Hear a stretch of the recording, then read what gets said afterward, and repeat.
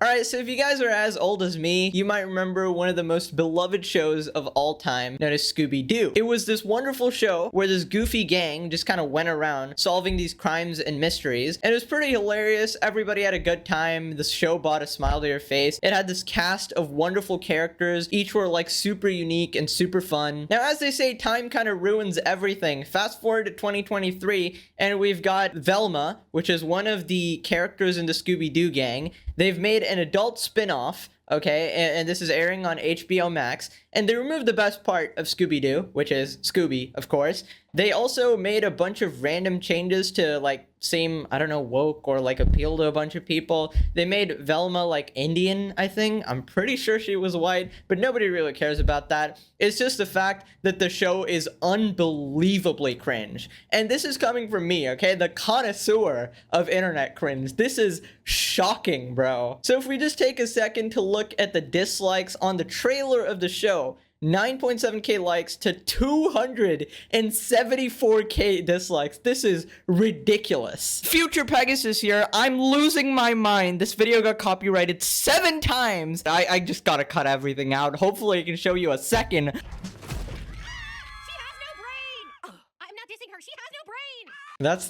That's our first zinger over there. She has no brain because her brain fell out. You get it, guys? Oh, that is amazing. What did I just see there? What is that abomination?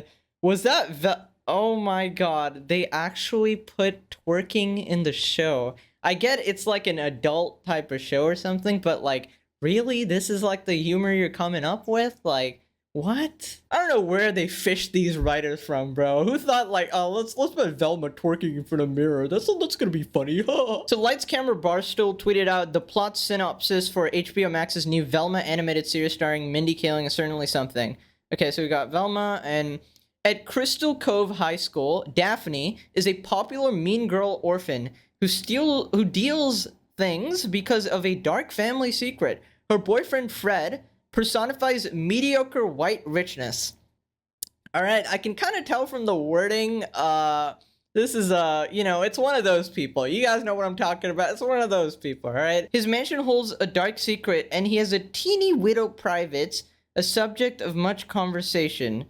Teeny widow private? What are they talking about? Shaggy has become Norville, a school newspaper striver friend-zoned by his beloved Velma. He worries he's a beta male. Remember that lame humor concept from 20 years ago?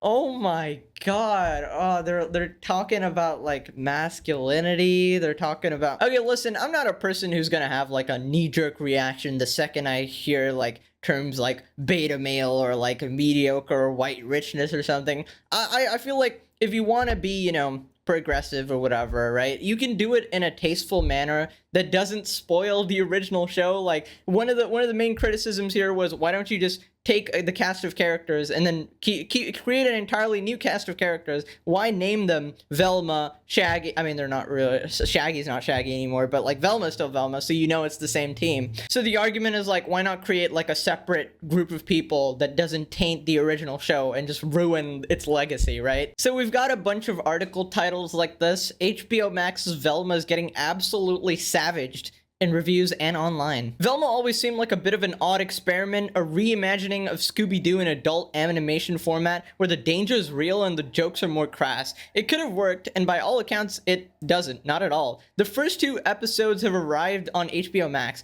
They haven't really impressed critics, but audience reviews, those are brutal. 50% average tomato meter, average audience score 9%. Democracy! I love democracy. Okay, so this is the part I gotta keep in before people get mad at me, okay? Before you hop in and say this is people review bombing it because it made the cast more diverse, that's kind of one of the weirdest things here. Velma seems like it's upsetting both sides of its potential audience here. If you saw the trailer, you don't get 300k dislikes and 10k likes if there's a mixed response, okay? Everybody hates it. Sure, there'll be the usual diversity recasting haters, but if you watch the show itself, it feels like it's almost making fun of shows that do diversity casting or social messaging. Okay, so the next part I really don't want to get into at all because politics is mega cringe and I never want to talk about it ever. But basically they're just like hypothesizing who could be the writer of the show. Is this some woke person trying to force their agenda, or is it the other side trying to, you know, mock the woke agenda or whatever? Now, ladies and gentlemen, if we take a second to go on Google, you see this absolute slaughter here, okay? 1.5 rating. I don't know who put the 5 stars there,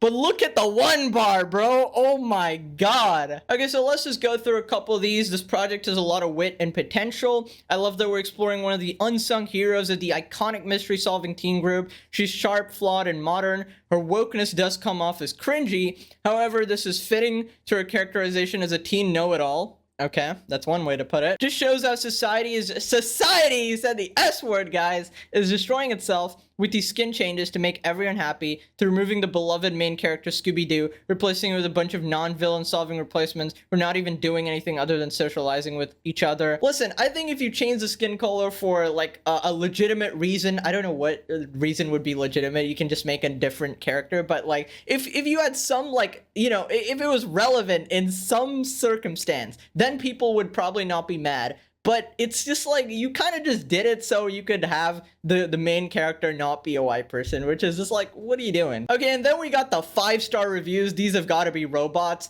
I personally like the show so far. It's more inclusive in terms of gender, identity, and a diverse cast. Is that all? Like, the show doesn't even have to be good. You just need to put in these things and these people will be happy. Like, correct me if I'm wrong. I want my show to actually be funny, actually be entertaining. Like, I don't care about the race of the person or who they like to frick. That's completely irrelevant, okay?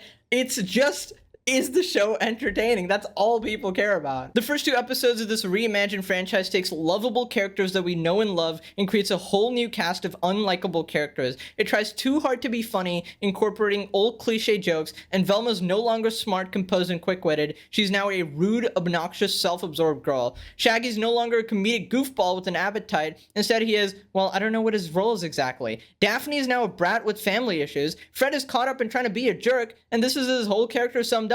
For a show that's trying to make something new, why didn't HBO just make a separate show? This is why people are mad. You're ruining the characters that we all like love. Like, can you just imagine this being done to any other show? You take like SpongeBob, this absolute goofball, lovable character, absolutely hilarious, and you turn him into like this, I don't know, random adult show where he's just a head to like every other character he sees. He's no longer lovable, he's no longer funny, he's no longer unabashedly himself. He's just like completely different person, and now he's unlikable. That's exactly what's happening here. Now we want to love each and every character. Those are the characters we grew up loving, and now we hate all of them. That's annoying.